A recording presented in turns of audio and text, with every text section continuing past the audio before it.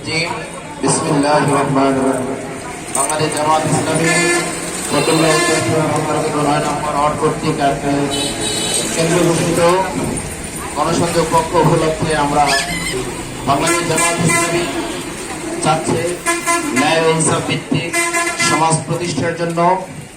আসুন আমরা আজকের এই আমাদের আয়োজনকে সাফল্যমণ্ডিত করবেন আপনারা।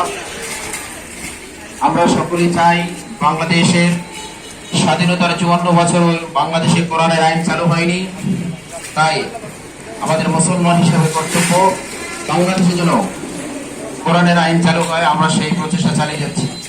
আমাদের সকল মুসলমানের উচিত কিভাবে কোরআনের আইন চালু করা যায় সেই জন্য সর্বোচ্চ প্রচেষ্টা চালিয়ে যাওয়া।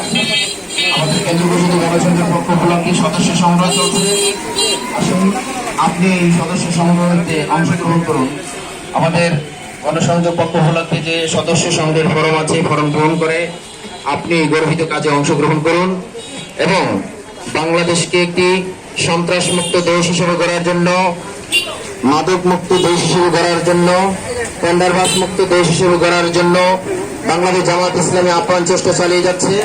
আসুন আমরা সবাই কাঁধে কাঁধ মিলিয়ে বাংলাদেশে যেন আর কোনো স্বৈরাচার প্রতিষ্ঠিত না হতে পারে সেই জন্য আমরা বাংলাদেশকে একটি ইসলামী রাষ্ট্র হিসেবে দেখতে চাই। এজন্য আসুন আমরা সবাই কোরআনের পক্ষে কাজ করি, ইসলামের পক্ষে কাজ করি, যেন বাংলাদেশ একটি সুন্দর সাফল্যমণ্ডিত বাংলাদেশ হয়, কোরআন সুন্নাহর একটি বাংলাদেশ হয়। এই জন্য আমরা সবাই আপ্রাণ চেষ্টা করে বাংলাদেশকে একটি সুন্দর অবস্থানে নিয়ে যেতে চাই।